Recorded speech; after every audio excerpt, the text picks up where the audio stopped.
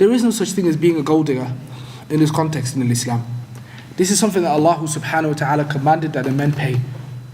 This has nothing to do with, her asking for something that is not her right. It's her right. It's like somebody that works in a baqala, and the second the person is walking out and he needs to pay, we start to view him negatively because now we need to pay.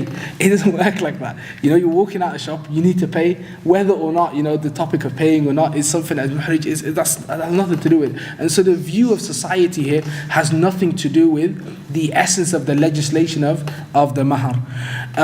The amount of mahar, however, is an interesting discussion, and I think we spoke about that a little bit yesterday. And that the hadith of the Prophet ﷺ attribute barakah, blessings to the woman and the house that reduces these sort of elements of the ma'una, the financial difficulties that a man have to bear, and that the more reasonable a woman is, the more blessed she is. So there's an encouragement there.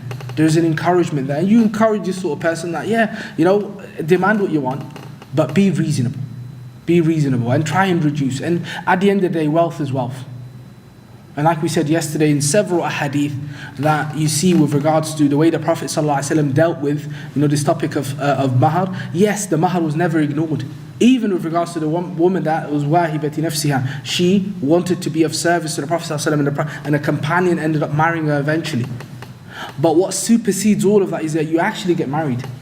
And sometimes what happens with this topic of mahar, especially with Muslim sisters, unfortunately, is we get lost in the source.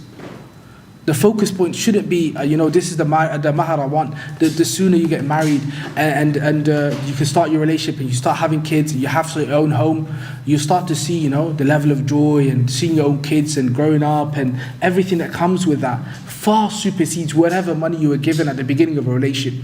So don't focus on the actual value of whatever you're given. Focus more on the blessings of the actual nikah that brings into your life.